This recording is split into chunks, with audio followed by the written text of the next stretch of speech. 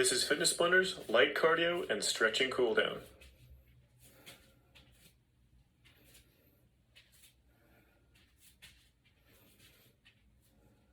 In this cool down routine, we're going to be doing 10 different exercises, a mix of cardio and stretching.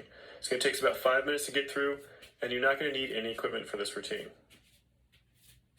Let's go ahead and get started with our first cool down exercise, the torso twist. Keeping those hips straight forward, those feet planted, just going to rock those shoulders back and forth in a nice slow motion, trying to get as much range of motion to that torso as you possibly can without letting those hips move. Concentrate on just getting that torso to twist only from your rib cage to about the top of that crest of that hip. You don't want to rotate through those shoulders, swinging those arms back and forth. You want to keep those arms right in front of your chest. Just rotate those shoulders from side to side. All right, coming up next, we've got the rocking side to side kicks and start them up. Now, this is a really nice slow exercise, but we're not trying to do an actual workout here. We're just trying to keep that blood flowing to try to get your body to completely filter out all those waste products that you just created from your last workout, as well as trying to get more oxygen pushed around your system to try to get that heart rate to start slowly dropping back down. We've just got a few seconds left. Keep those legs going. Just make sure you don't stop moving and you're not just kicking those legs. It's a nice controlled motion. Coming up next, we've got the rocking butt kickers plus a ventral pull. And start them up.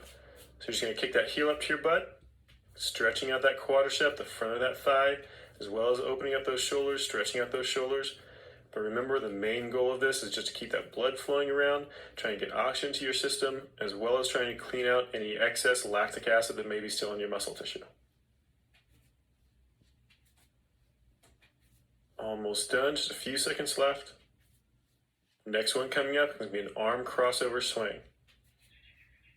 And switch it up. Those arms are going to come straight in front of your chest. Just keep shifting your weight back and forth, left to right. But mainly you want to be focusing on pulling those arms back behind you, stretching out that chest, then pulling them back in front of you, letting those rhomboids across the top of that shoulder blade stretch out as well. Remember, just trying to push a lot of blood around. You don't want to be doing this to actually get yourself tired or bring that heart rate up. You want to just try to slowly be letting that heart rate drop back down, so it's a really nice, easy motion. All right, we're going to be switching over to a quadricep stretch next, starting with that left leg first, and switch it up. Bring that left leg up, heel up to that butt, only as close as is comfortable, and then you're going to pull that knee back behind you, using that glute muscle to kind of stretch it back.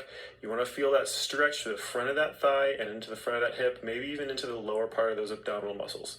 So hold there for just a few seconds longer, then we're going to switch sides.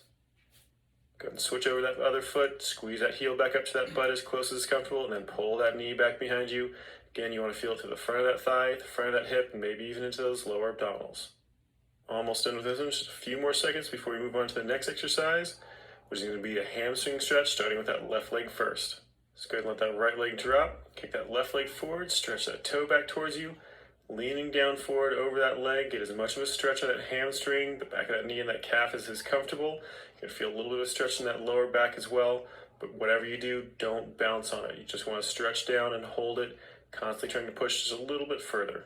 Now let's go ahead and switch sides, kick that right leg out, flex that toe up towards you, stretch out on that right leg. Again, just go down as low as is comfortable, try to get a nice stretch to that hamstring, back of that knee, that calf perhaps, as well as feeling a little bit in that lower back. Keep flexing that toe back up towards you as best you can. And try to keep a nice, consistent stretch on that leg. All right, let's go ahead and let it relax. We're going to switch over to the rocking inside thigh stretch next. Just going to switch back and forth, pausing for just a couple of seconds on each side.